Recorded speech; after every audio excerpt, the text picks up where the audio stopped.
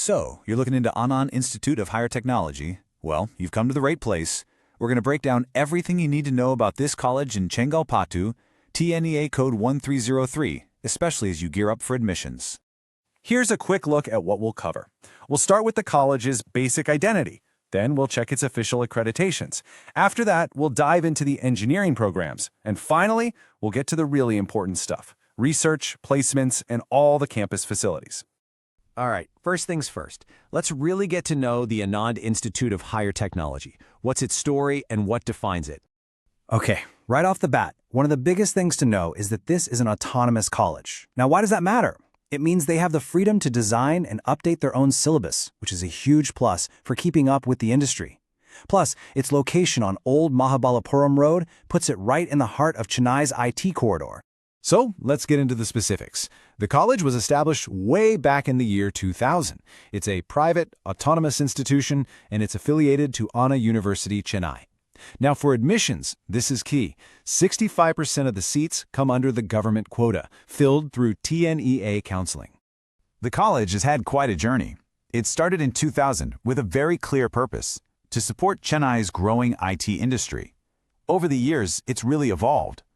Adding new programs, getting that all-important autonomous status, and now it's really sharpened its focus on R&D, backed by government funds, and even a business incubator right there on campus. All right, let's talk about accreditations. For any parent or student, these are super important. Think of them as official quality checks that tell you a lot about an institution's standards. First up is the absolute essential: approval from the All India Council for Technical Education, or AICTE. The college has this active approval for its engineering programs for the upcoming academic year. That's the baseline you should always look for.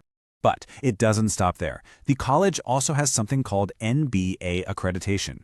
Now, this is a really big deal because while AICTE approves the college as a whole, the NBA looks at individual engineering programs and certifies their quality. So, which programs have this stamp of quality? Well, computer science and engineering is accredited all the way until 2028. Same goes for electronics and communication engineering, also until 2028. And electrical and electronics engineering is accredited until 2026.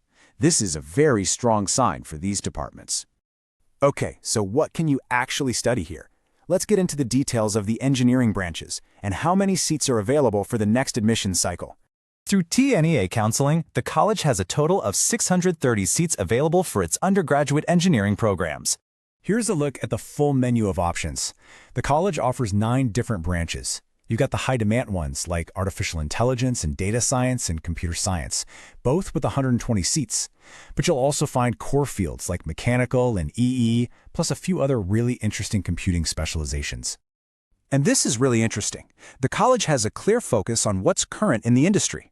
4 of their 9 programs, like AI and data science and cybersecurity, are relatively new. This tells you they're not just sticking to the old curriculum, they're actively trying to match what today's tech companies are looking for. Now, we're at the part that, let's be honest, is on everyone's mind. What are the outcomes? What's the return on your investment here? Let's talk about research, innovation, and of course, placements. The college seems to have a pretty strong research environment. They're actually carrying out projects that are funded by some of India's top national agencies, like the Department of Science and Technology, AICTE, and even the DRDO, the Defense Research and Development Organization. That's impressive. And that research focus isn't just for faculty, it creates real opportunities for students. The campus has an AICTE Idea Lab, a business incubator, and a DST Innovation Hub. So what does that mean for you?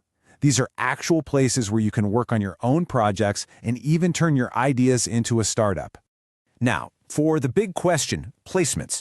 In the official TNEA booklet for 2025, the college has self-reported a placement figure of 100%.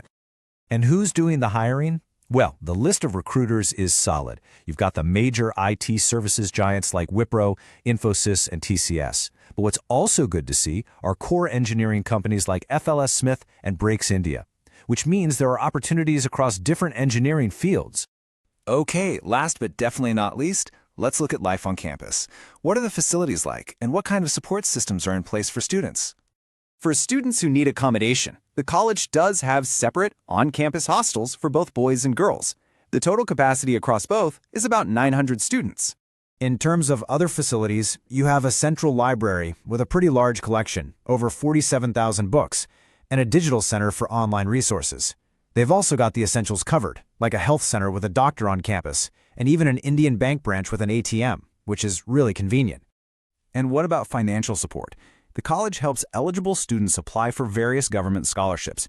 This includes things like the First Graduate Scholarship Scheme and the scholarships available for BC and MBC community students. Information is based on the college's official website and trusted government portals at the time of preparation. Explore more engineering colleges at profsam.com, your true source for 12th to engineering decisions.